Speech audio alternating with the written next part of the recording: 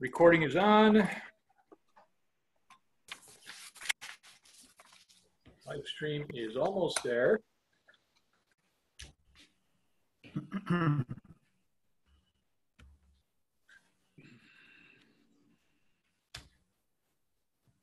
Live stream is on. I will excuse myself.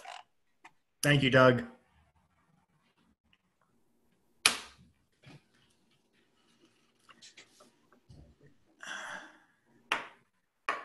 Okay, ready? Good evening and welcome to the Fredonia Central School District Board of Education meeting for Tuesday, June 19th, 2020. We start every meeting, whether we meet in person or we meet by Zoom, by a pledge to the flag. So if everyone would please rise. I pledge allegiance to the flag of the United States of America and to the republic for which it stands, one nation, under God, indivisible, with liberty and justice for all.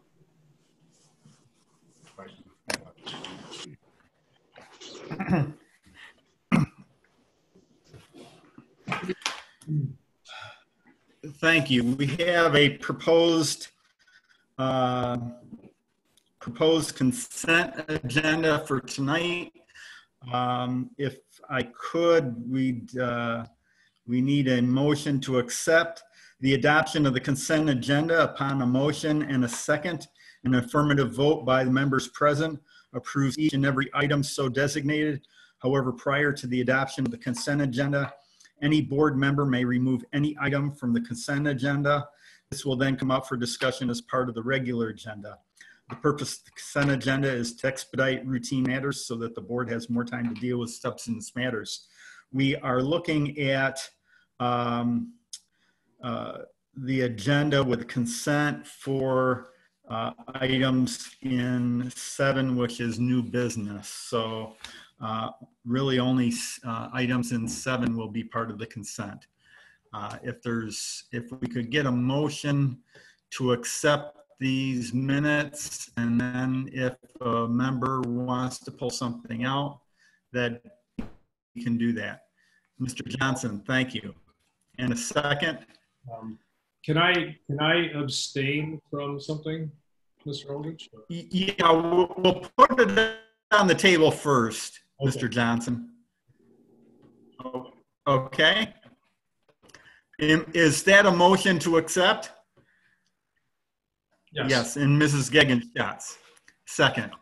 Okay, so Mr. Johnson, you wanted to abstain? From item 7B1. 7B1, and I'm assuming it is only that one item, yes. That one individual? Yes. But all the other proposed coaches, you're okay with, you're just abstaining from your wife? Yes. Okay. Is there anything anybody else would like to pull out? If not, all those in favor of accepting the consent agenda, please raise your hand. That's unanimous. Thank you very much. We move right into administrators' reports. And Ms. Farrow, you have a special education report for the special education. Yes. So just an update on the annual status of special education. I'm going to wait for Christine to share the screen.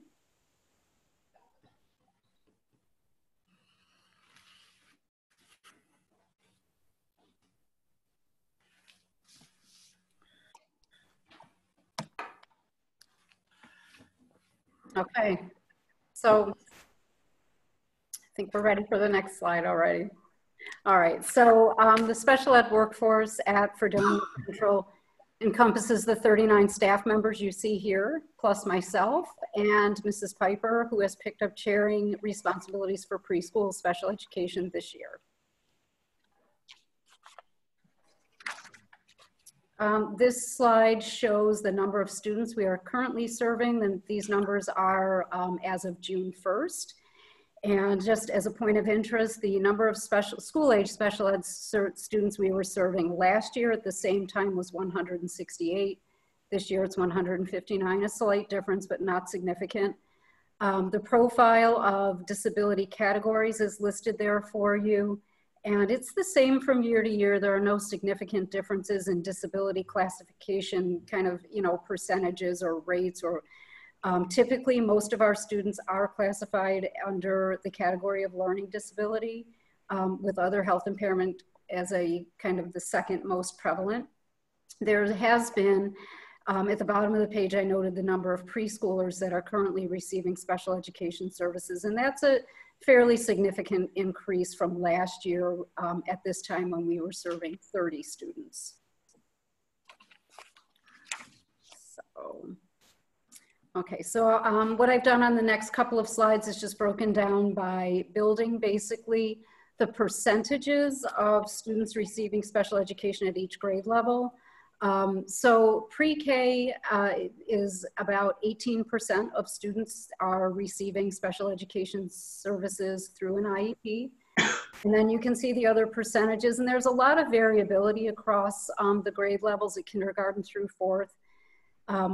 There has typically been, over the last couple of years, a large number of fourth graders that receive special education services.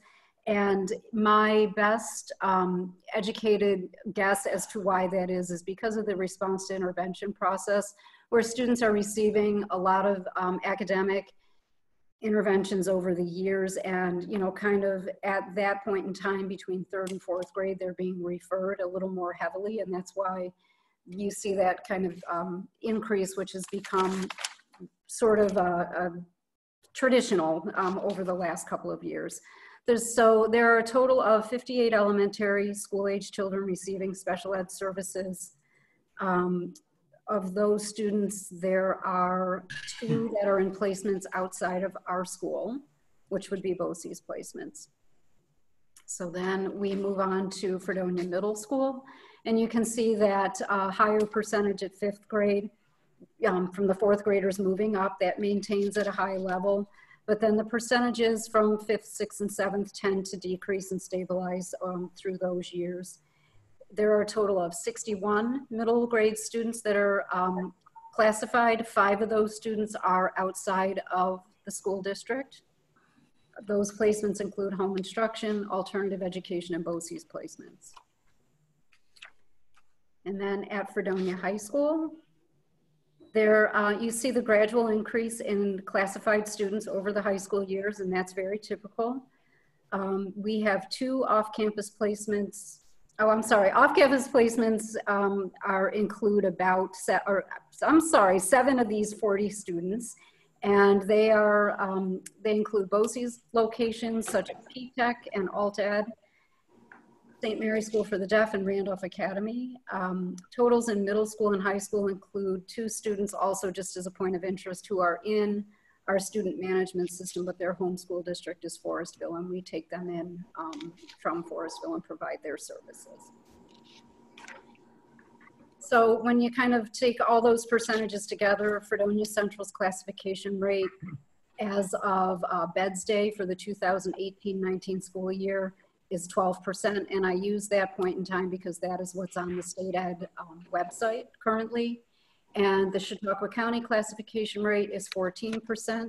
New York State classification rate is 18%. So you can see that we're under those other levels at our district. So this slide shows really placement of our students. About 87% of our special education students are educated in the homeschool setting, receiving their services right within the walls of Fredonia Central. 10% are in BOCES placements, which include self-contained classrooms in center-based buildings and in public school buildings such as Chautauqua Lake or Brockton Central, PTech, and Alt-Ed. And then we have less, 1 student or less than 1% at other locations such as state-supported schools, special ag schools, homebound, or homeschooled.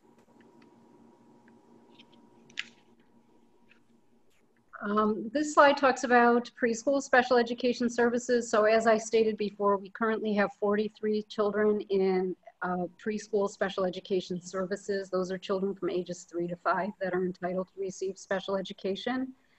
18 of those students are currently enrolled in our pre-K. 10 students receive their special ed services in their home. 7 in other early childhood programs such as Head Start or I'm trying to think of the other one, Head Start and some of the other just daycare settings. We have 7 students in preschool self-contained programs and 1 child in a preschool integrated classroom. And the next, this slide shows just the services across our district. I don't want to read those to you, but you can see what we're offering along the continuum of special education. We want to keep our trends for placement towards least restrictive environment at all times. What we've done this year with the help of Mrs. Troutman is really reconfigured some of our middle school programming to provide students in more opportunities to participate in general education as opposed to 12-1-1 or self-contained classrooms at 7th and 8th grade. We've changed that model so that those students coming out of 12-1-1 at 5th and 6th grade are going into general education and receiving consultant teaching services, and we've had a lot of success with that this year. At the high school, we have discontinued the 15-1 math program in lieu of providing services for students in the consultant teaching model, which is also very successful at the high school, particularly in math. And we have moved, or we will be moving one of our elementary self-contained classrooms from the elementary building to the Wheatlock building for the 2021 school year in order to keep students in the least restrictive environment and in the homeschool setting.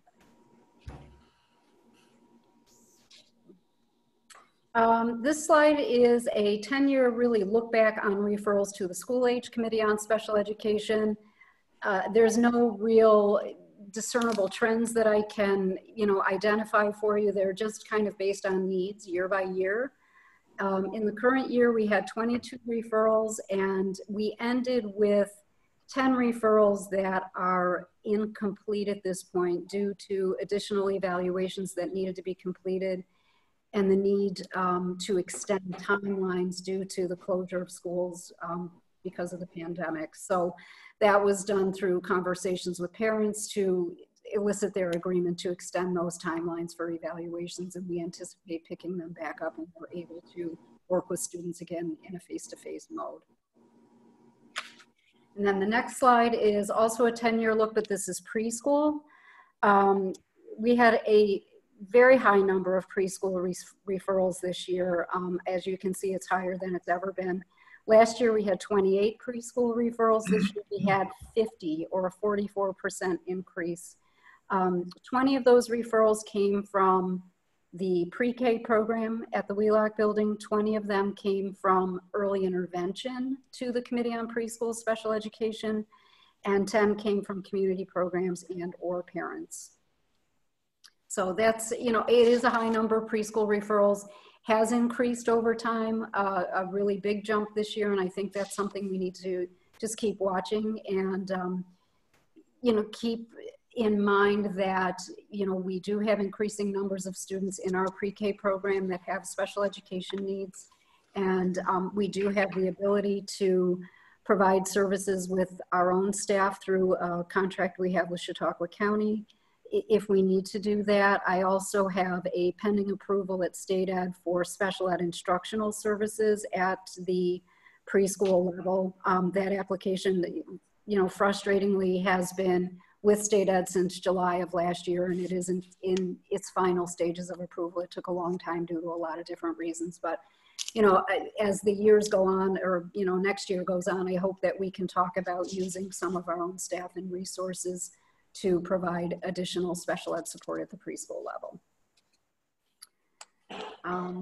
Next slide, just a list of some of the initiatives we have had this year.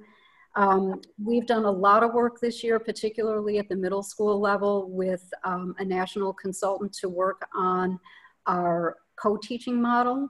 and strengthening instructional models in inclusive classrooms. And we had plans to continue on with that right when the closure occurred, but we did have a woman named Susan Hentz in our district several times this year working in our classrooms and working with our consultant teaching model at the middle school. Self-directed IEPs is something that is a growing trend in our middle school and high school, and this is where students come to their meetings and actually present generally a slideshow just like this, where they talk about themselves and they talk about their disabilities and their needs for accommodations and modifications. So it's a really nice way for students to learn to advocate for themselves and just, you know, kind of get those skills that they need to become successful adults. And kind of leading right into, we're working on really strengthening our ability to provide students with career development and occupational studies opportunities, work-based learnings, and working toward those post-secondary outcomes. I already touched on the fact that we're designing classrooms to keep students in the least restrictive environment.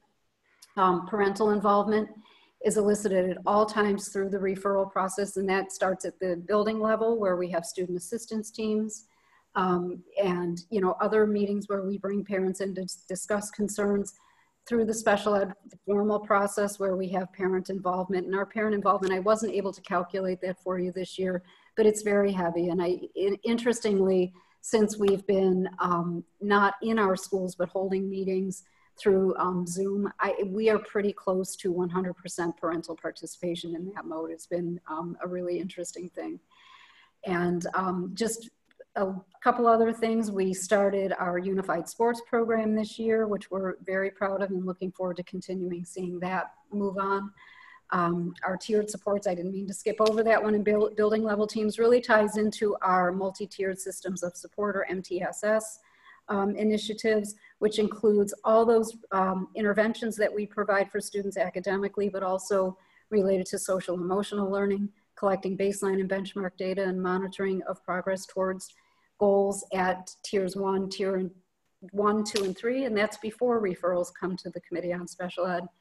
And I just noted at the very bottom, you know, some of those things that we've learned through the closure, just using technology and working with students in different ways. We've learned some valuable lessons, and I just want to bear those in mind as we move forward and kind of be creative in how we can use those in the future.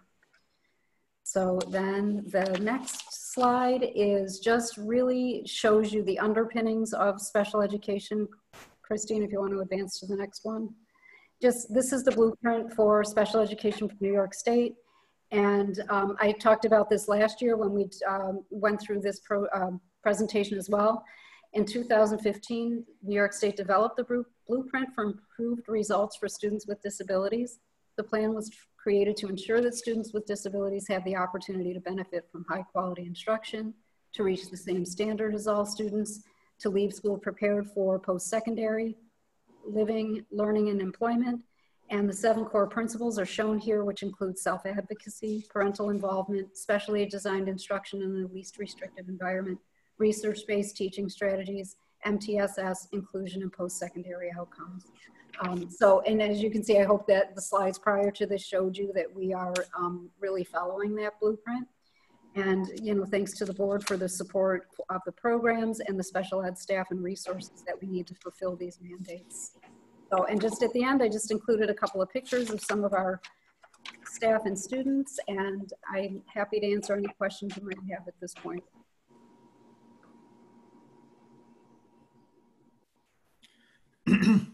Any questions from the board?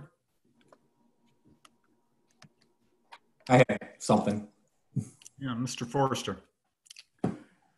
Ms. Farrow, if you could, you know, I don't know if people understand necessarily the steps that it takes before a child is even really being tested by the Committee on Special Education. So some of the things that are done, just some, you know, a brief overview of some of the things that they do prior to getting to that point of saying, yeah, we need to test this student or you know, go down that route of special ed.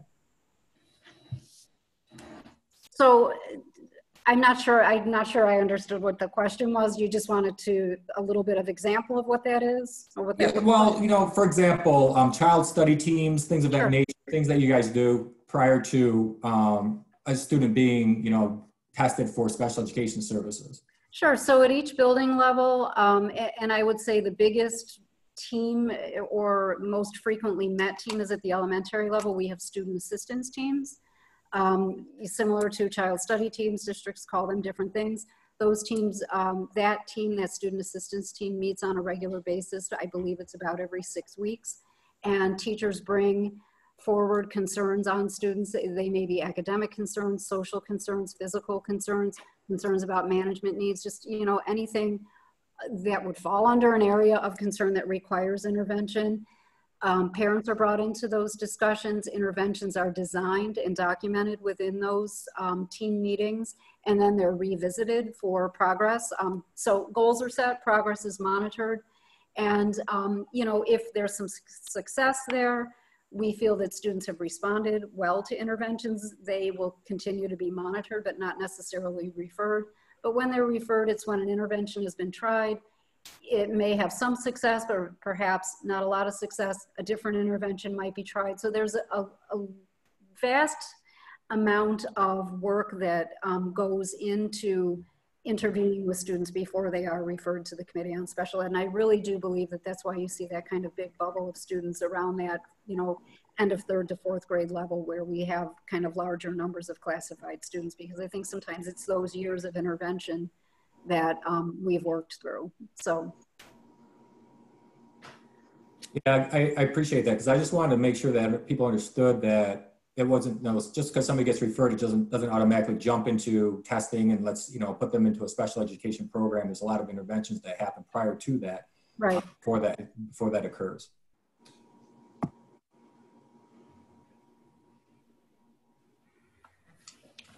Any other questions by the board?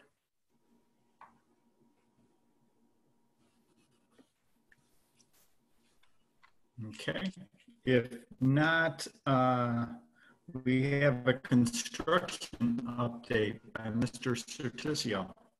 Thank you, Mr. Aldrich. We've talked a lot over the last many months about the physical plant and some of the parts of the project that have been going on. And some of those do continue. They were jackhammering the outside our window today, replacing that loading dock. And there's a couple other things still going on. But I wanted to take a couple of minutes and really turn it over to Mr. Forbes in a second to talk about the financing of the project. We were faced with a decision a few weeks back when we realized that the project would not be completed by the end of June. And that, of course, would affect when the final cost reports could be submitted to the state. That also would impact how the aid would flow. So partnering with Municipal Solutions as our financial advisor, we had to examine fairly quickly the opportunity to either rush the project to its end or to reissue the ban, which is what we chose to do. I know I provided the board a document in the backup, which was a memo from Maggie giving a pretty, I think, really good explanation of what it meant short-term and long-term. But if I could, I'd like to turn it over to Mr. Forbes and have him weigh in on that as well. Yeah, just briefly, what we found was that because we didn't think we would be at the point where we would be done with the construction by June 30th due to delays from COVID, it didn't make much sense to bond until we knew exactly what our time frame was going to be for filing. We're still anticipating that the final cost reports will be in by December, so that keeps the aid flowing in a good fashion there. So we had the option to take another bond anticipation note for a year. The gamble there is that the bond rates would be something different than they are now by next year. There's no indication from the things that financial people look at that there'll be a significant increase there.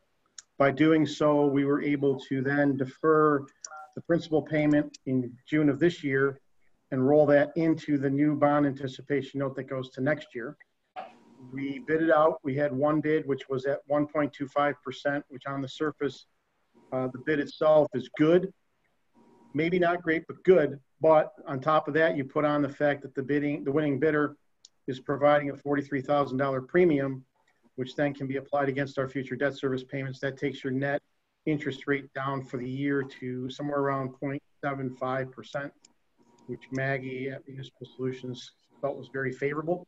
It also gives us some flexibility that maybe we will need next year in that when we go to bond, if we go to bond next June, we will be able to again defer the principal payments if necessary, if our budget needs that funding for other state-related issues, a massive cut in aid or something like that. So we have the ability there to massage the principal payment, either pay a lesser amount or no principal payment. So you're talking really a swing of anywhere from maybe $100,000 to $450,000 that we'd be able to basically slide out, put into the bond going forward, and that would give you flexibility in next year's budget to address other things you may need to address. So it seemed like a good move, and I think it gave us the flexibility that we've been looking for. Thank you, Mr. Forbes. Any questions about any part of the project at this point?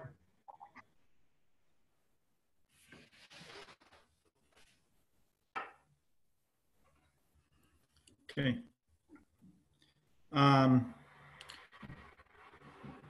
No other updates on the construction update then, Mr. Certicio?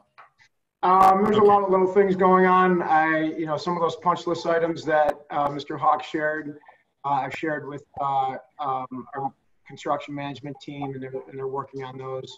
We will have to schedule through sometime in the next few weeks. And I would certainly invite the facilities committee to join in on that, just to look at the rest of the project and see if there's any other punch list items that we have to address.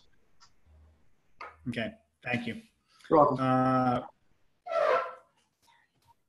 Next, we have minutes from the last meeting, May 19th, from the special meeting and the regular meeting of May 26th. If I could have a motion to bring that to the floor, please, for approval. Ms. Gegenschatz, and a second, Mr. Forrester. Any changes, corrections, concerns? If not, all those in favor of accepting those minutes, please signify by raising your hand. Thank you very much. Next, we have the financial treasurer's report and the budget status report for April. Mr. Forbes. Yes, as we had talked about during the final portion of the budget process, we have a number of areas that we've been tracking both up and down in terms of expenditures. None of those have really changed much since the discussion we had a month or so ago. We know what our special ed costs were. We know what our P-TECH costs were. We know we had a $22,000 refund of property tax. We know that our custodial salaries were running high. What we didn't talk about then, which I just mentioned a few moments ago, is the changes that'll be in the debt service. So once you get to the June report, which is typically where we would pay that, you're going to notice that we're going to have a lesser amount paid under the principal for the note than we normally would have. You're also going to have a corresponding decrease on the aid side. Both of those have been factored into the 2021 budget, so there's no significant impact from that. And there's no no direction from the state on our busing. Last I communicated was Wednesday or Thursday last week with the New York State School Business Officials Association. They continue to say that the state is aware of the issue and they're offering no guidance. We haven't paid for students since March, so we're not out that, but at some point it'd be nice to get some guidance. Will that have to be dealt with by the end of the school year? What we can do is we can encumber it and then basically set aside the money, and then on the revenue side, book the receivable for the aid, if that's the case. But they really need, there's a few things that are hanging out there that, and I know they're busy, but they need to button these things up. Okay. Thank you for that. I was thinking it really had to be done by the end of the month, but essentially it doesn't. It becomes a paper entry at the end of the year like any other receivable or payable. Yeah. Okay. Thank you, John. The budget, the revenue status report. Yes, revenue status report. Basically, the two big things I want to point out there is we did get the unpaid tax balance from the county, which is typically March or April. And from that, we are then able to assign an amount for additional penalties on the taxes, because once we turn them over to the county, there's an additional percentage that we collect back. So we received $23,000 of additional interest on those taxes, which is about normal. And then we also received a rather large Medicaid check. Again, there is no payment schedule that they can give us, but we did get $74,000, so we're tracking really good in that particular code right now. Good. Some good news. Yep. This is all going to be interesting at the end when it comes together, both in the general fund and the cafeteria fund, because the things that normally flow through March, April, May, and June are not flowing through either one in the same way that I'm used to. So it's going to be interesting once it's all put together to see what it looks like. Yeah. Okay. And the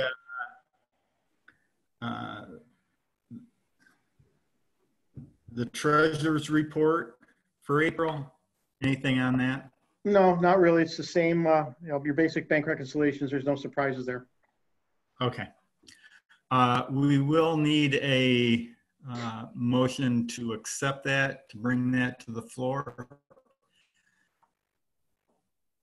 Ms. Palfortna and Ms. Gagenschatz seconded that. Any comments, concerns, questions from the board? Mr. Hawk.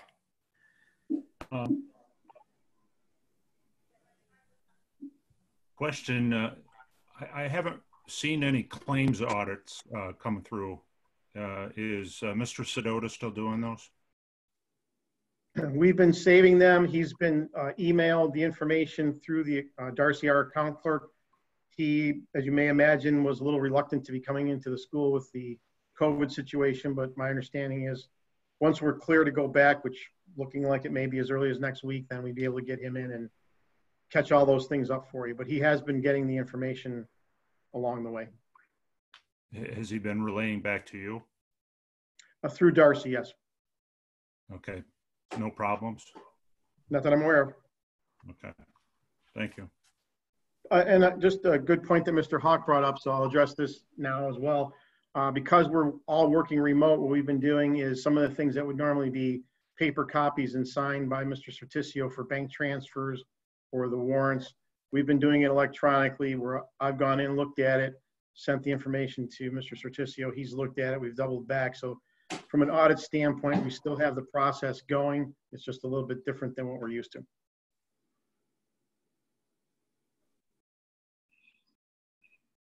So what you're telling me is we don't need an administrator's office in the building, and we can save on the heating and air conditioning. That well, we're still working. It's just not correct? In the building. Okay. Just I thought that's what you were saying, so I just wanted to clear that up. Okay. If there's no other questions or comments, all those approving of the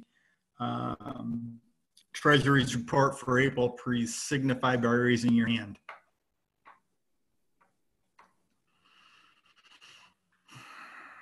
Thank you very much. Unanimous. Next, we have the approval of the release of the 2021 purchase orders. Going to have a motion to bring that to the floor, please. Mr. Forrester and Ms. Gagenschatz is a second. Mr. Certicio, any comments on that? Yeah, I mean, the timing is interesting because it would make sense if we had budget information to release the purchase orders. And then we're also balanced with getting purchase orders out in a timely fashion so that the equipment supplies, or I should say the supplies that are being ordered are received in a timely fashion. Mr. Forbes, in your experience, does it make sense to release these before we're aware of our school budget vote? Well, what should have happened until they changed the date again on us this week is that we would hopefully have known that today. And that's why we put the motion onto the agenda. What this is going to do is it's going to get the offices to begin generating the paperwork that will get the purchase orders going. There's not going to be a mass release of purchase orders tomorrow, we can certainly hold them up till after the 16th and see what we have for a budget. It's just, it allows us to begin the process of generating. Okay. That sounds like a good plan.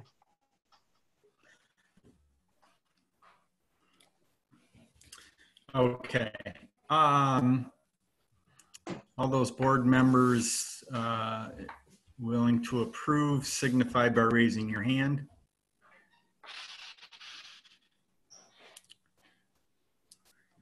Thank you very much. Next, we have the approval of a single audit report response. Can I have a motion to bring that to the floor, please? I think, Brian, we skipped one. E1. Thank you very much, Ms. Gagnon-Schatz. Next, we need a motion to bring to the floor the award for bids for the audit services for Baggett and Loretta Baggett. Can I have a motion on that, please? Mr. Johnson and Ms. Gagnon-Schatz. Mr. Certizio. Yeah, as the backup says, every 5 years we have to bid out our external audit services. There are 2 bids. Baggett, Loretta Baggett has been with the district for a number of years, and they have the lowest bid. I defer to Mr. Forbes on if there's any increase in cost from our current agreement to what they're proposing for the next 3 years. Yeah, let me just bring everybody up to speed on exactly how this went down. When we last did a bid through BOCES, and this goes back now probably 10 or 15 years when New York State changed the requirements for how we bid the audit services. In the past, we used to do it on our own. They allowed BOCES to get involved. So a number of years ago, BOCES did a bid, and our winning bid was Baggett, Loretta Baggett, for 3 years, even though we had bid for up to 5. And that was based upon a cost decision at that time. They were the lowest bidder for the 3-year period. They were a local firm, so we did that. Then, because we're allowed to do audit bids for up to 5 years, we had the ability to extend for year 4 and 5, which they agreed to keep their price the same. And the board went through the motion a couple of years ago to do that. That all ended. They still have to do the work for the 1920 audit, but their services would end then. So what we did is we went back with BOCES when they did their cooperative bid now, and they bid the services out. In the past, we probably had somewhere between 4 and 6 firms that would bid. Many of them were the Buffalo area, the larger firms that you might see on TV. This year, we only had 2 bids. It was Baggett and BWB from Jamestown. The Baggett bid ended up being the same price as they're charging us for the current year for the next 3 years. BWB was about $4,000 higher and had an incremental increase over the 3-year period. So that's the background. Yeah, and it's good that they're local too. Any questions by the board? If not, all those in favor, please signify by raising your hand. Thank you very much. Now we go to F, and bringing to the floor the single audit report conducted by the State Education Department, approving the response to. Can I have a motion to bring that to the floor, please?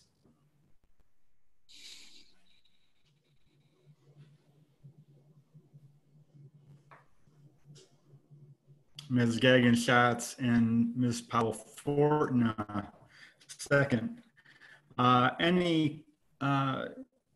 Any background on that, Mr. Certizio?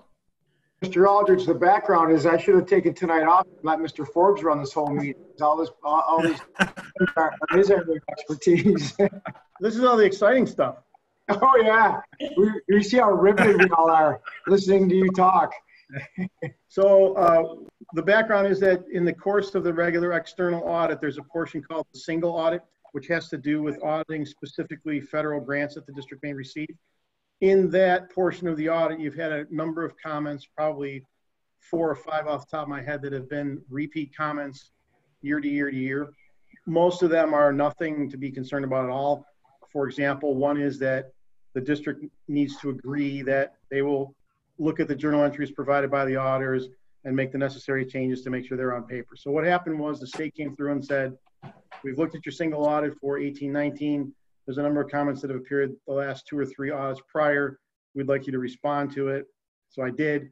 And then they came back and said they needed a board motion and Mr. Certicio to be on board with it. But it's basically all standard process. No real thing to worry about there. Okay. Thank you, Mr. Forbes. Any comments from the board? Questions from the board? If not, all those in favor signify by raising your hand.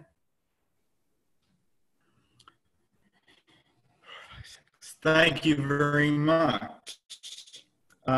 Next, we have the approval of a memorandum of agreement between the Fredonia Central School District and the Fredonia Teachers Association. Can I have a motion to bring that to the floor, please? Mr. Forrester and Ms. Powell-Fortin a second. Mr. Certicio, you can't push this off on Mr. Forbes, this one. You stole my thunder. I was just going to say, John, I got this one. Good, because I didn't know anything about it. So. As you're aware, our middle school was identified as a target school by state education department, and that's in relation to some of the requirements of ESSA, both directly related to state testing and our students' performance. Certainly the number of opt-outs in our district has impacted those results as well. But because of performance of particular subgroups, we have to develop different levels of plans and different levels of teams. This is one area where the state actually probably comes direct, as a pass-through for federal money, provides funds in order for this work to be done. And part of the plan is to include Fredonia Teachers Association members as part of an improvement team. As such, the MOA covers the hourly wage. Any MOA that has to do with compensation, a monetary compensation package, does come to the board for their approval. We've talked about this a few different times, and this is just one layer of one of the many things that needs to be done in order to rectify shortcomings that we been identified with. Okay, thank you. Any questions from the board? If not, all those in favor signify by raising your hand. Thank you very much. Next, we have the, if we can bring to the floor the approval of appointment of Naomi Pierce. Could I have a motion to bring that to the floor, please? Ms. Gagenschatz and Ms. Powell-Fortin. Mr. Certicio. Sure. So, our first candidate here is Naomi Pierce, is the candidate that was selected and for your recommended to you to oversee the newly created 811 program. It was a very competitive group. We had some excellent, particularly final round interviews. Naomi has a wide breadth of experience with really needy students. And that experience, I think, is going to serve our students well.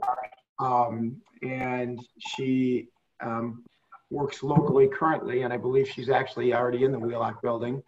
And so the recommendation is without reservation, based on her experience and the needs of a new program. Ms. Farrow or Ms. Piper, anything to add? Sure. Naomi's coming to us from Buffalo Hearing and Speech, so she is in the Wheelock building. Currently, she's a lead teacher for them in self-contained classrooms, and I am very confident that she has the experience we need to really hit the ground running in the classroom we're designing for the Wheelock site. She's also a former aide and substitute teacher who's worked for our district. So, we know her work. I also know her work as a teacher with some of our district students because she's had some of our preschool special ed students in her classrooms at Buffalo Hearing and Speech. So I've sat at the table with her as she's reviewed our students and talked about their goals, and I'm very, very confident with her skill set, and I'm very excited to have her on board.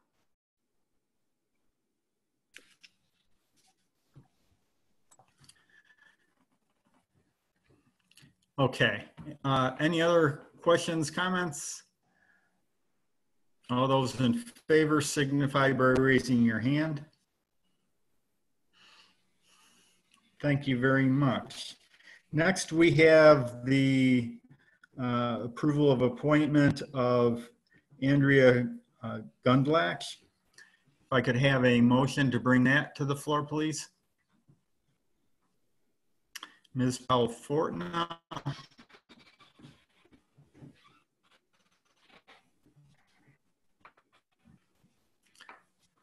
And Mr. Forrester, second. Mr. Certicio.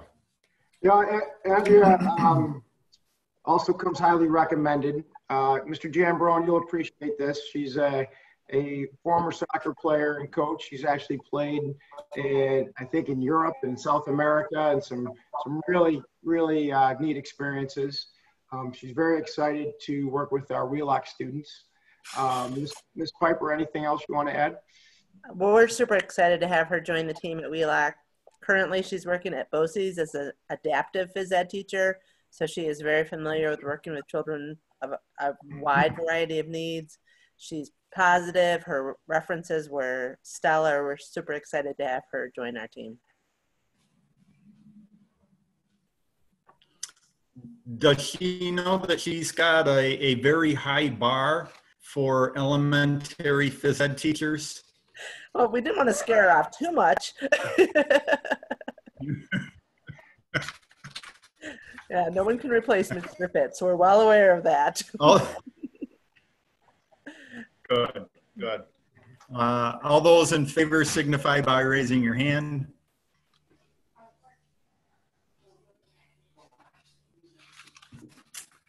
Thank you very much. Next, we have a resignation of, I thought it was a retirement of Mr. Pesky. He's not retired until resignation.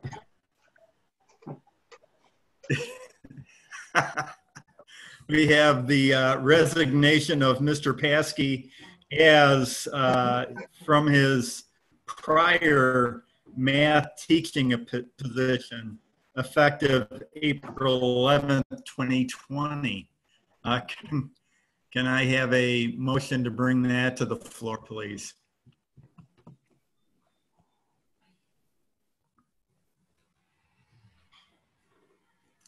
Mr. Hawk and Mr. Johnson seconding that.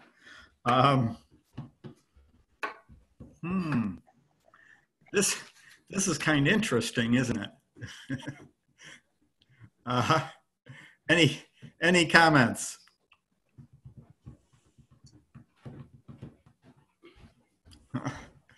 Mr. Certicio, you don't want to say anything? You can't go back now. You tendered him earlier in the year.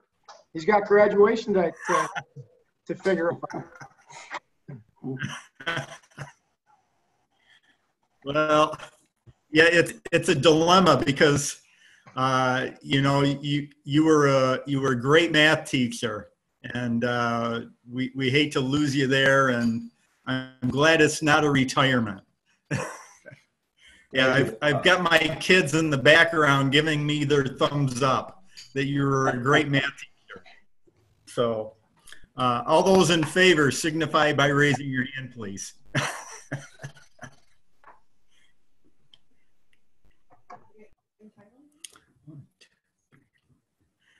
Thank you very much.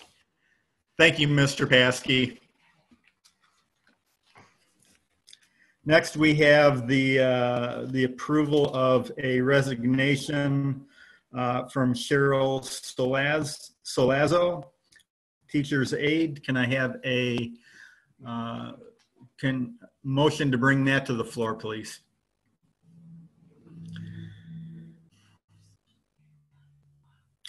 Ms. Gaggins-Schatz, and a second, Ms. Powell-Fortna. Thank you very much. Any questions on that? Comments? All those in favor signify by raising your hand. Thank you very much. Next, we have the approval of additional assignments for personnel for Mr. Fabiano. Can I have a motion to bring that to the floor, please? Mr. Forrester, and a second. Mr. Johnston. Mr. Certisio. Yeah, thank you, Mr. Aldridge. We had a middle school employee resign from the district earlier this year and accept the position with BOCES. And that employee was actually covering an overage in social studies. At the time, Mrs. Troutman asked me if it would be acceptable for Mr. Fabiano to cover that overage, and I of course agreed because the students needed an instructor of record. And you'll notice that, even though the dates were while we were on pause, they still were required to have an instructor. I was neglectful in bringing this to the board at an earlier date. Mr. Fabiano has been serving in that capacity, and that capacity is greater than what a normal teaching contract would require. So I apologize that this didn't come to you at an earlier time. Okay, any questions? All those in favor signify by raising your hand. Thank you very much. Next, we have announcements and board correspondence. The board will hold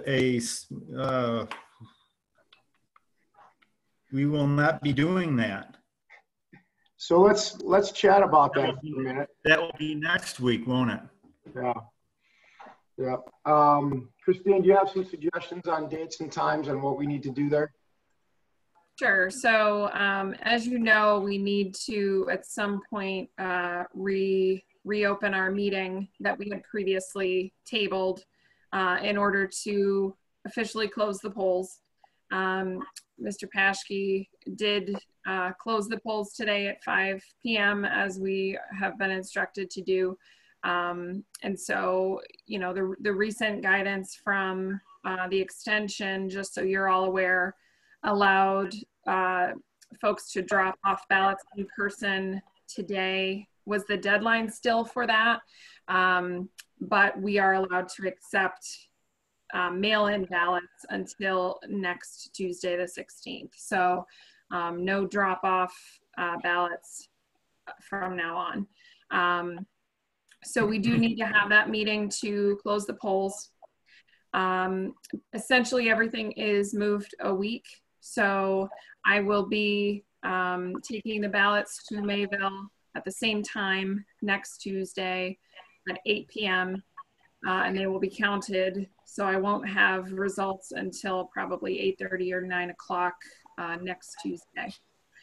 So we do need to have a meeting to close the polls and then at some point announce the results. The normal order of things is that we close the polls, announce the results, and then at a later meeting, we officially certify the results. So, we have a couple options. We could have a meeting on the 16th to close the polls, and then another meeting on the 17th to declare the results.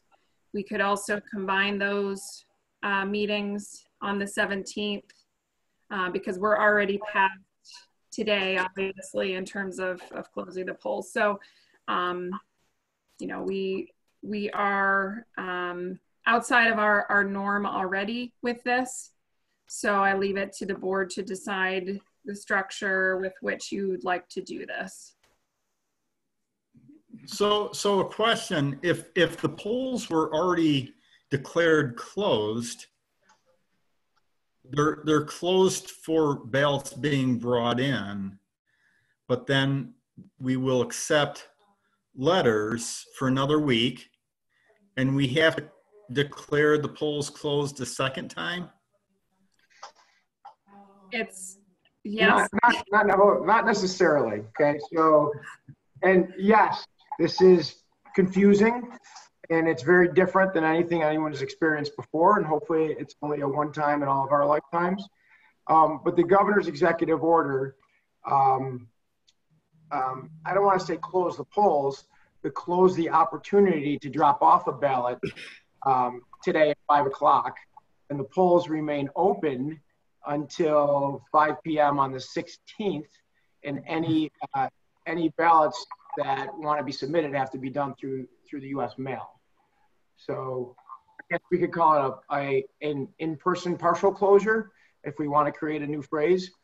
But essentially, Christine, obviously correct me if I'm wrong, essentially what needs to happen next week is that the polls are officially closed by Darren in decreeing in his role for the district, and the rest of what Christine explained. The other piece of this, I think that the board may wish to know, and this came through the state association this afternoon, was there was some uncertainty among districts as to how long they would be waiting for postmark for absentee ballots. So I think this might be a way that the state was choosing to kind of close that loop and say the 16th is your deadline, unless it's the 9th, but it's not the 9th anymore. So, Mr. Hawk? So that John just alluded to a question I have is anything past the 9th postmarked still eligible for a count? Yes. Yes. As long as it's received via the post office by the 16th at 5. Okay. And so I just want to bring one thing up. To the 16th, we also have a policy committee meeting that was scheduled on this at 7 o'clock. So Well, what's happening? Are we? So my understanding is that you actually also have a special meeting that you need to hold at 7 o'clock next Tuesday. So that will actually have to trump the policy meeting, Mr. Hawk. So we will be working on some new dates for that, and I'll be sending you information on that. Okay. Good question. So can I ask the question, if somebody puts their ballot in the mail on the 16th and the post office gets it? No, it has to be. Not get it. We may not get it till the 19th. Right. So it has to be in my hands by the 16th. So whatever I receive in the mail on the 16th is the final count. If it's postmarked by this, the postmark does not matter. It has to be received to our office by the 16th. Okay. Okay. Thank you. Sure. Well, what you alluded to earlier was correct. We do have an executive session on the 16th, a special meeting, and that's at 7 p.m. So we could declare the polls closed, completely closed, super closed, super closed, super ultra, yeah. Unless something changes in between now and then, but okay, so we can declare them closed next Tuesday. You will deliver those to Mayville at 8 and have results hopefully an hour later. Right. So would you prefer to have a meeting on Tuesday to close the polls and then a separate meeting on Wednesday to announce the results? Or would you prefer to do all of that together on Wednesday? That would be the question.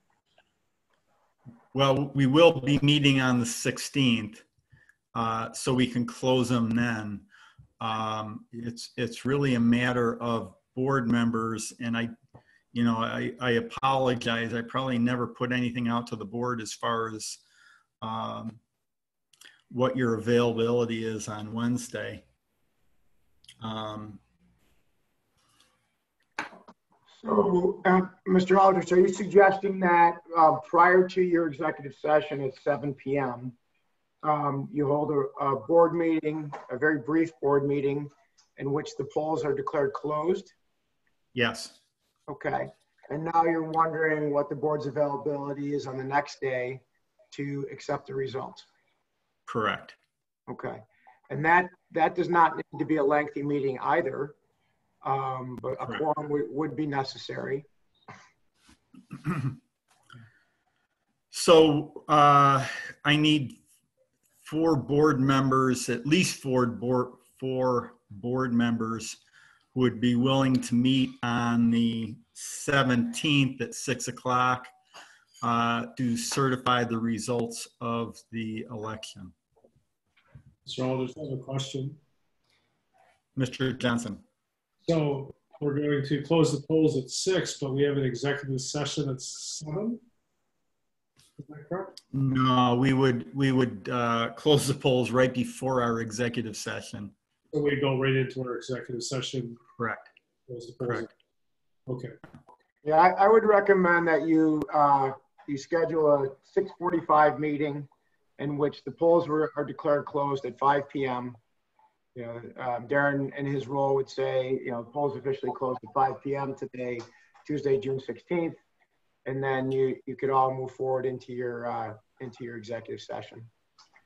Nothing more needs to be done on that. It doesn't. You don't have to have a meeting at 5 o'clock to declare the polls closed.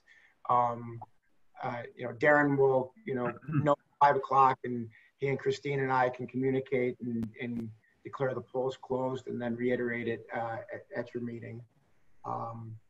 Doesn't, you know, there's no, it wouldn't invalidate the election in any way by doing it the way I've just described. Any other questions about that? About closing the polls and then going into your executive session? Okay.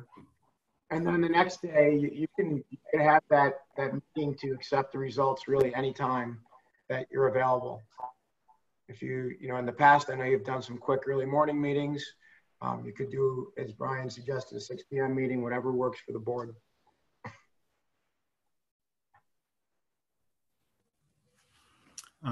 I would suggest a 6 o'clock on Wednesday evening. And if we could have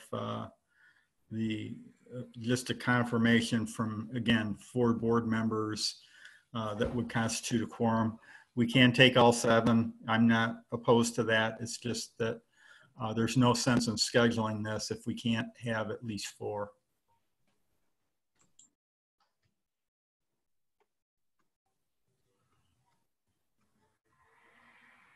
So who would be, which board member would be available Wednesday at the 17th at 6 o'clock?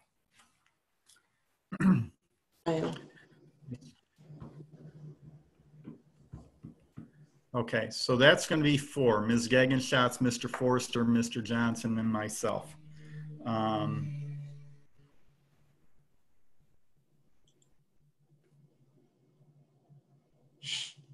So we'll have a meeting on the 17th at 6 p.m. to certify the results.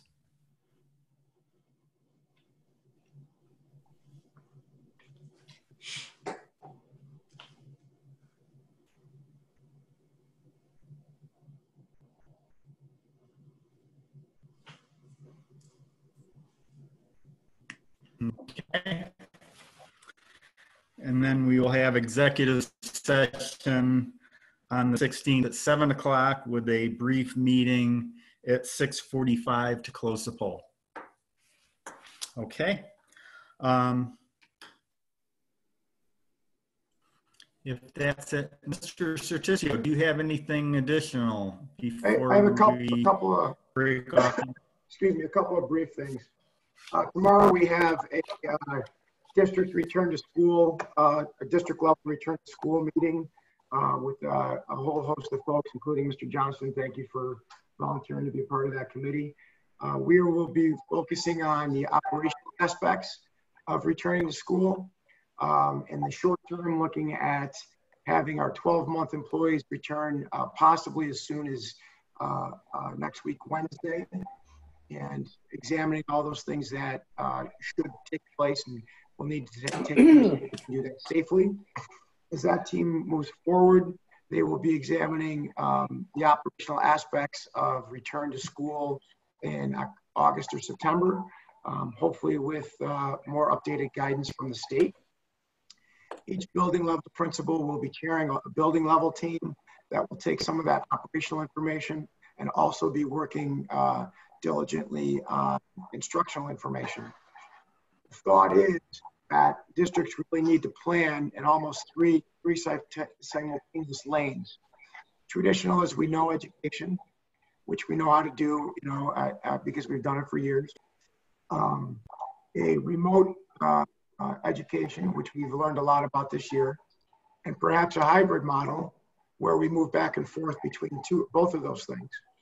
The big difference for our instructors, though, is that as we move forward, it can no longer be simply maintenance of instruction, but we're really going to have to figure out how to deliver new instruction and do so in an equitable way for all of our students. So we're starting this work a little bit early, and it kind of sounds like I just spoke, but it's early. We don't have any guidance from the state yet. So what we've done is I pulled some information from the Department of Health that really pertains to office help and office workers. And we're going to marry that with what our needs are for our 12-month employees. And we've also looked at some of our surrounding states and what their protocols are. Try and give our team a jump start before information comes out from the New York State Education Department or Governor Cuomo. So that work that will be ongoing through this month, and I certainly expect to continue after my departure. Mr. Rader will be the chief facilitator during June and as we move forward. And I think we have a really comprehensive team, teachers, support staff, the nurse, athletic director, administrators, every union is represented at the table, and I think it'll be a really powerful way to bring a lot of people together to develop some plans and protocols. Any questions about that?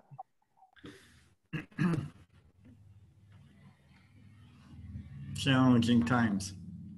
I've got one more point for you to ponder. I read today that the current executive orders allow boards of education to meet remotely as we are today through July 6th of 2020. And when I think ahead about your plans for a reorg meeting, your board policy states that the organization meeting is the first Tuesday of July, unless voted on otherwise. I'm sure that the work that you'll be doing in the next several weeks will have an impact on that. But I just wanted you to be aware that if you do stick with that July 7th reorganization date, you could do so as of today in a traditional fashion. So hopefully guidelines will be coming forth for those future meetings. Of course, I'll make sure Christine has them so she could advise you as well. So I'm not looking at a calendar, but that is the first Tuesday is July 7th, you said? Correct. July 1st is a Wednesday. Okay. So that following Tuesday is July 7th. So yeah. Christine and I have held off on discussing dates for 2020, 2021 board meetings, but that's probably a discussion that's going to have to take place and be up for your review on June 23rd. Okay. Ms. Fortna? Just with that traditional meeting availability starting in July, does that include it being open to the public at that point? As of today, yes. Okay. you. So from what I understand, if it is not open to the public, in present to the public, we would still be able to have it videotaped and allow the public to view the meeting through something similar to Zoom, but definitely through YouTube. Is that correct? Yeah, Okay. yeah. I would imagine that if that current rules carry forward, you could live stream the meeting. You could receive public comment via communication with Christine, either by telephone or by email. And then the other part too that we haven't talked about is the meeting has to be transcribed.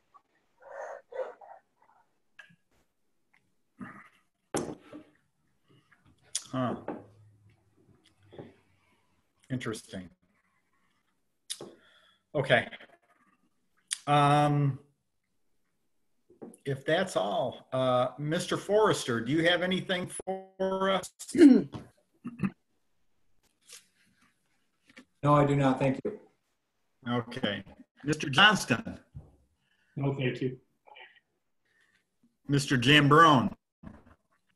Yeah, actually, I'd like to take a second to express appreciation to Mr. Sorticio. I don't know how many more meetings he'll be with us, but I would be remiss if I did not thank you for your contribution in addressing needed improvements with regards to our athletic facilities. Thank you very much for identifying concerns and reaching out to make sure that they were corrected. I wish you the best in your administrative future. Thank you. Thank you, Mr. Jambrone. I appreciate that. Thank you. Mr. Hawk. No, I don't have anything. Thank you. No. Okay. Ms. Powell-Fortna. Nothing tonight, thank you. No. And Mrs. Gagenschatz. All set, thank you. All set. Okay. So, Mr. Pesky, do you have anything to add for the high school? Yeah, I'd just like to give an update, a more detailed update on graduation today. I already kind of gave this up to the seniors in my announcements earlier in the week, but we will be having graduation at the Chautauqua County Fairgrounds on June 28th at 1:30 p.m. We'll have, we believe right now, 114 graduates. We have rented a 24-foot covered stage with lighting, sound equipment, and FM transmitter so that people can listen on the radio. Cable access is also going to be live streaming the event so people can watch live at home or using devices in their cars. If for those who are attending in cars, if the visibility of the stage is questionable for them, they can certainly view it on their phones or any type of a device they can keep in their car. The stage is going to be parked on the far west end of the Midway. And the seniors, now we're allowed to have 150 people outside, so they will be seated in front of the stage, maintaining social distancing. Parents and family are going to need to remain in their cars because we are only allowed to have 150 total people outside. So like many other schools have put out, we will need to limit the number of vehicles to one vehicle per graduate's family. So graduates and their families will be directed where to park their vehicles by either a district employee or a volunteer wearing gloves and masks outside. And families will be invited to arrive at staggered times. I kind of think that is the Southwest Airlines way of doing it, to somewhat alphabetize where the cars are located. And that's really for the purpose of handing out diplomas. And so the kids know where their cars are going to be. Which is what we normally do at King Concert Hall. The kids are seated alphabetically. Now, if the weather cooperates, we will ask the graduates to assemble after they get out of their cars. They'll assemble off to the side of the stage. There's a pavilion there. We'll line them up with social distancing again, and then we can do a regular processional to their seats where they will be seated alphabetically for the full ceremony. So we'll start off the ceremony with our madrigal singers singing the national anthem. Because of the microphone issues and the ability to, we would have to actually microphone each student, which is going to be next to impossible to do. So working with Mr. Shanahan and Mr. Bennett, they've developed a recorded version of the national anthem, very similar to what they did for the band when they played the fight song. And we're going to show that on the large screen TV. It will be also heard on the radio, and it will be seen on the live stream video. So that's how we will start off with our national anthem. I will do the welcome, and we're going to try to keep one person on stage at a time. So I'll start off by welcoming and doing all the introductions that we normally do. I would then leave the stage. The student council vice president will come up and provide their welcome speech to the class of 2020, followed by the salutatorian address. And again, one person on the stage at a time. We're looking at one or two possible music selections, and they will be sprinkled into the program. Definitely one is going, and it's going to be recorded as well. But possibly two. They're still questionable on the second one, from what I understand. The student council vice president, you already got that one. The salutatorian will do the salutatorian speech. We will have a keynote address. I have secured a secret special speaker for the event. We'll have the valedictorian's address. The senior class president will address the class, and then Mr. Aldrich, you need to come up, and you will get to have all the students stand and tell them that they're going to be about to receiving their diplomas. And then the class will approach the stage as they do like normally, except they're going to be very spaced out and just a few at a time, heading towards the stage alphabetically. They are supposed to wear masks, but when they receive their diploma, they do not have to have their mask on because they can get their picture taken. They can take it off for that. We are going to have a professional photographer available there so that we don't have a crowding of the stage by many parents. And we are going to provide pictures to all of the families free of charge. So one opportunity for the photo will be when they receive their diploma. And then when they leave the stage, we're going to have one of those really cool Fredonia backgrounds like they have for sports events. You know, the pro sports people, they stand behind the school or in front of these cool backgrounds. We'll have another picture taken there.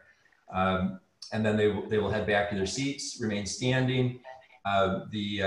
Once the entire class has gone through, Mr. Aldrich, you're going to come back on the microphone on stage. You can do your whole by the power vested in me, by the state of New York. You are all now graduates. They will all be able to move their tassels together as a class outside, which is wonderful. They will be seated, and then the closing remarks will be given by the student council president. And that will conclude the ceremony. And for the recessional, the students will return to their cars, and then they will be guided out of the fairgrounds by traffic directors. I have been in touch with the Fredonia Fire Department to get a couple of fire trucks on Brigham Road as the kids leave the fairgrounds to have their lights and sirens and cool stuff going on out there to give them a good send-off at the end of the day.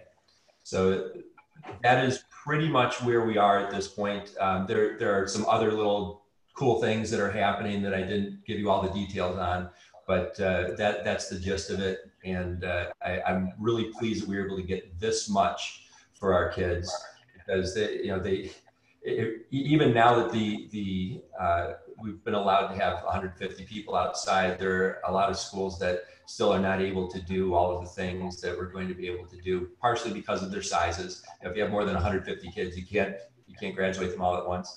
And for facility's sake, it's tough to fit everybody in some of the schools too, in a parking lot or wherever it happens to be. We were very blessed to get the Stock County Fairgrounds. Special thanks to them for giving us that for free, and also to Cable Access, who is providing those services for free for the live streaming. And I also need to thank the DFT, the telephone company. They are bringing in fiber optic cable, and they're hanging it for free, just so that we can have proper live streaming that's not going to be interrupted by everybody using their devices all at once. So very, very awesome. And that's just to name a few of the people that have been giving to this. There are a lot of other donations and great volunteers in our community, and also from our student body. Many of the student groups volunteered to take money that was being used for other purposes, for things that were canceled, to put towards this graduation, to do some special things for our seniors. So sorry that was long, but I wanted to make sure we got all of that out there. Mr. Pesky, I have a special thank you personally, because I know that you've put a lot of time into this, and I know that you know, you had to disappoint some seniors along the way, but you really have put a lot of work into this, and a lot of those disappointments have kind of melted away to some extent. It's still not exactly what they want, but I appreciate the work that you've put into this very much so. Thank you. Oh, Mr. Aldrich, I think I left this out. The Board of Education members, both current and past, we will be able to fit you guys in to give diplomas to your children or grandchildren, whoever that may be. The rule is that there just has to be one person handing them out at a time, so I would step aside, and the board member's name would be read by one of our school counselors and say that this diploma is being awarded by this Board of Education member, and you'd still get to do that. So that's not been taken away. Thank you. Yes. Thank you. Ms. Troutman. Hi, we've had a busy last few days. On Friday, we had our 8th grade parade through our bus loop. Our families kind of decorated their cars, and the kids went through. They received a certificate and a class of 2024 t-shirt. It was so great to see the kids and how excited they were for that. Last night we had a slideshow with the kids, had their school pictures along with some baby pictures. And then they spent some time in Zoom rooms with teachers, just kind of reminiscing and talking and sharing. So it was a really nice, I think, celebration based on, you know, what we're dealing with now. Today we had our materials drop off.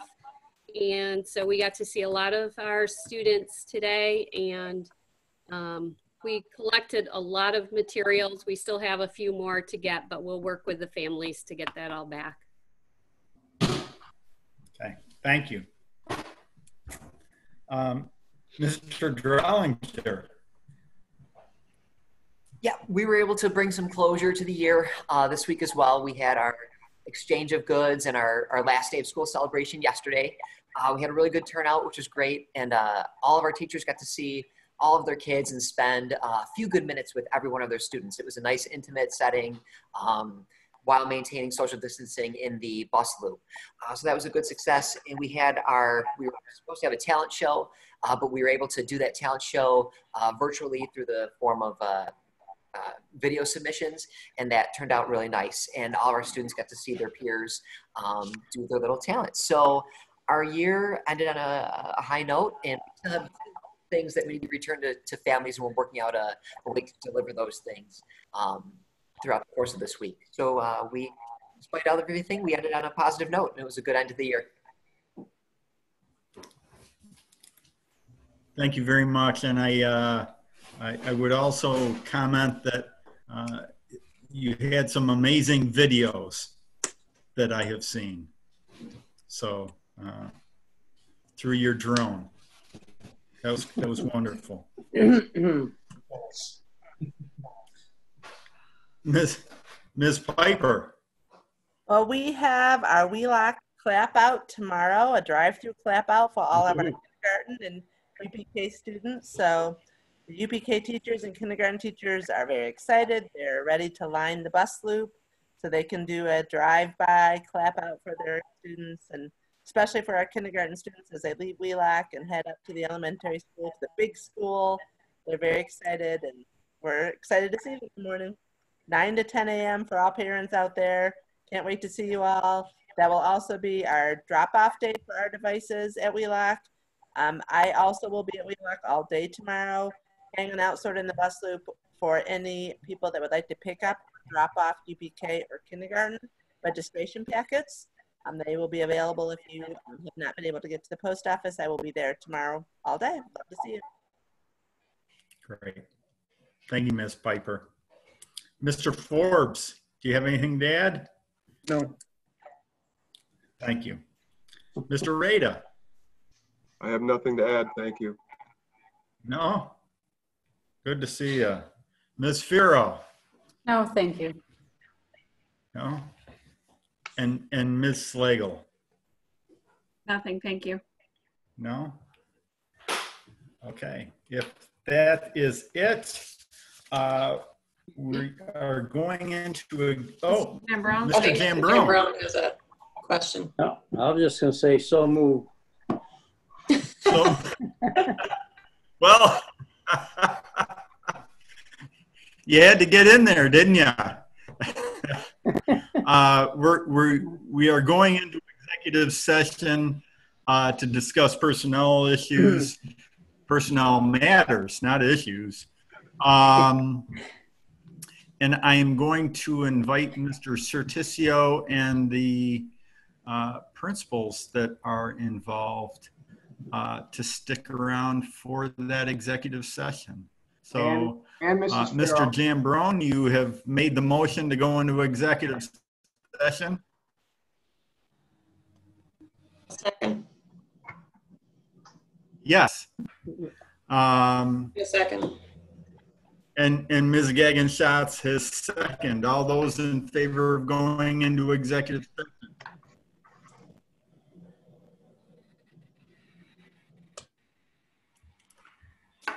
Thank you very much. We are now in executive session.